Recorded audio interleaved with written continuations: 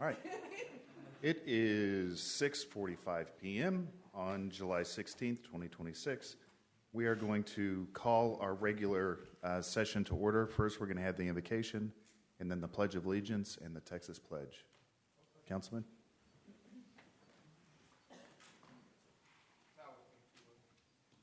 Father, we're so grateful for the blessing of living in Corinth, for this cooler weather, and we're grateful for the gift of representative government, that we have our citizens represented here who are able to freely voice their concerns, opinions, praises, and we ask your gift of wisdom on those who lead us, on the council, on the staff who does such an amazing job to make things come together for us. And Father, we just ask that you bless this proceeding in Christ's name. Amen. I pledge allegiance to the flag of the United States of America and to the republic for which it stands, one nation, under God, indivisible, with liberty and justice for all. Honor the Texas flag. I pledge allegiance to thee, Texas, one state, under God, one indivisible. All right.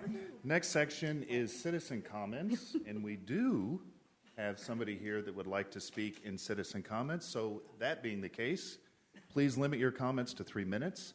Comments about any of the council agenda items are appreciated by the council and may be taken into consideration at that time or during that agenda item. And I'm going to pause here. We do have 2 more speakers that have signed up to speak under the agenda item itself. So this first section is citizen comments, and then when we start the consent agenda, I will call the other 2 speakers. Council is totally prohibited from acting on or discussing the items brought before us at the time of the speech, meaning we cannot correspond with you from the dais. That being the case, we have, why am I not seeing? Oh, Amanda Scallion. Amanda? That is correct. Read the whole thing. Okay. All right. This is from Amanda Scallion. Good evening, council members. Ahead of tonight's meeting, I wanted to briefly address the recent ethics complaint filed against me, which has since been determined to be without merit.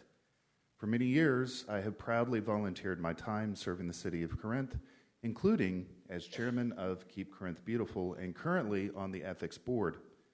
Throughout that time, I have worked hard to serve this community with integrity, professionalism, and respect.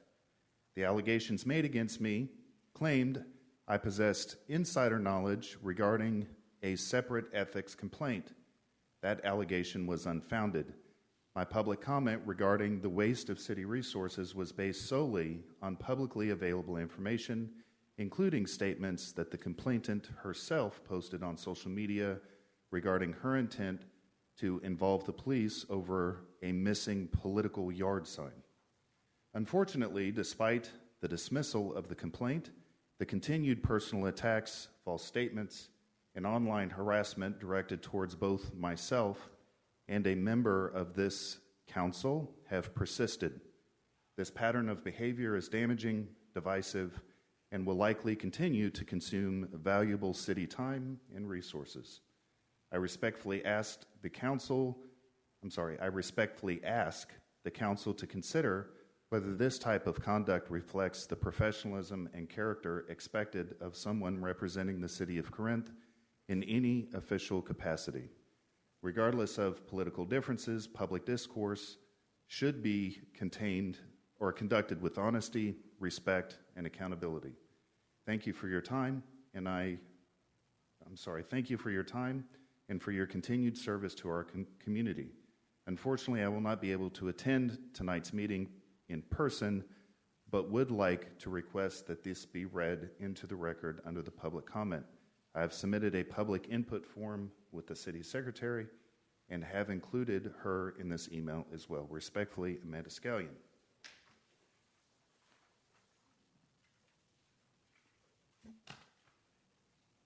All right. Any other citizen comments for this section? Okay. Next section is consent agenda. All matters listed under the consent agenda are considered to be routine and will be enacted in one motion. Should the mayor or a council member desire discussion of any item, that item will be removed from the consent agenda and will be considered separately. We do have two individuals that would like to speak. We have Susan Griffith is the first one. Miss Susan, please, when you get to the podium, let's make sure your microphone's on, and then if you can give us your name and address, please. And you have 3 minutes. Hello, can you hear me? Can we get her, is there a button? There is. There is always a button.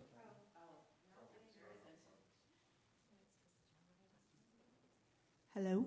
Here Okay, we that's go. better. Okay. Do you want my actual address even though I don't live here? Yes, ma'am. Okay.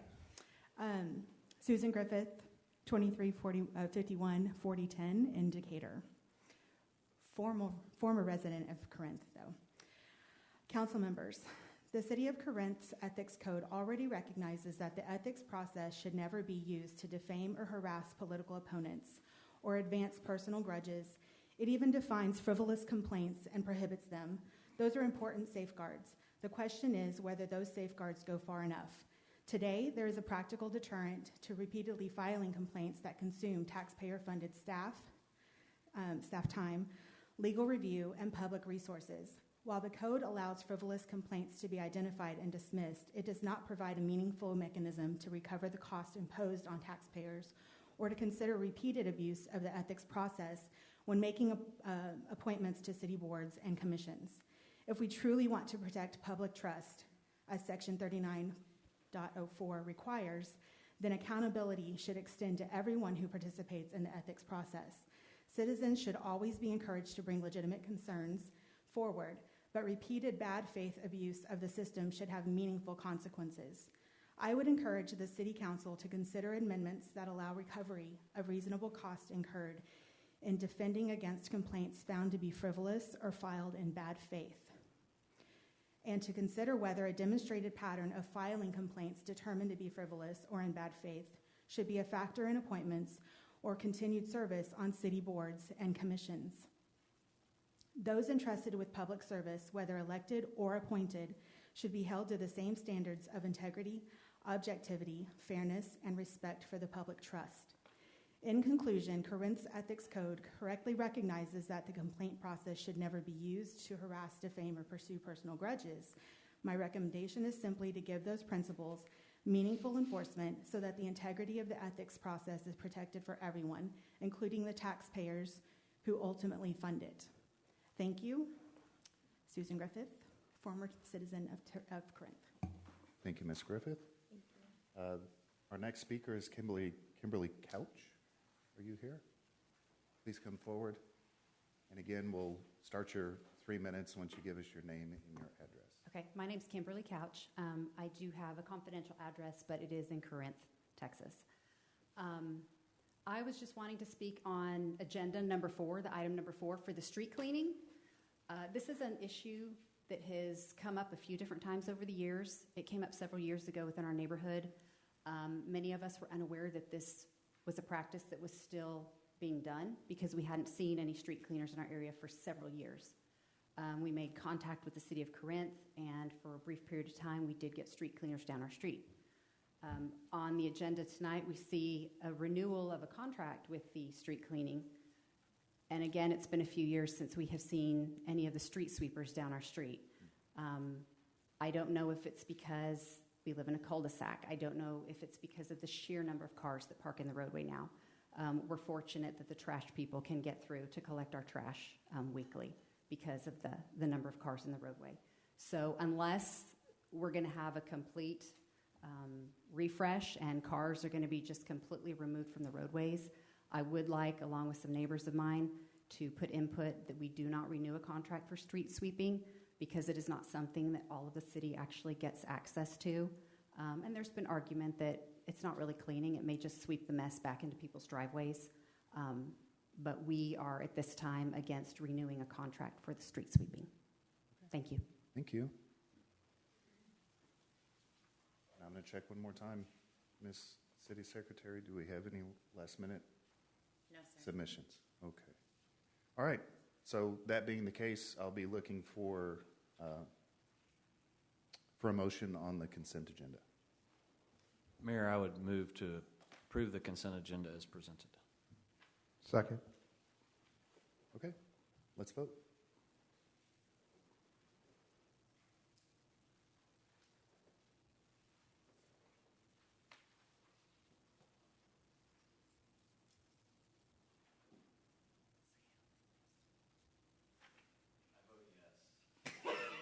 It went through, Sam. We're good to go. All right. Passed unanimously. So, at this moment, we have future council comments and future agenda items. Ms. Pickens, would you like to start again, ma'am? I have nothing. Okay. Thank you. So I know we approved the consent, but could we put on the upcoming agenda to look at the street sweeping? Because I know it's just for 1 year instead of 2, so maybe we could review it for the next time. Yes, of course. Thank you. Mr. Campbell? Mr. Burke? Nothing, sir. Ms. Rayo? I just wanted to thank everybody for coming out for my birthday. I know you all did that on purpose. So, thank you. Mr. Sadek? Surprisingly, I have nothing. Okay. Well, very good. Well, that being the case, it is 6:57 p.m. We're going to adjourn the meeting. We will, however, be going into executive session under Section 551071, Legal Advice, Section 551087, Economic Development. And that's it. You guys have a good evening.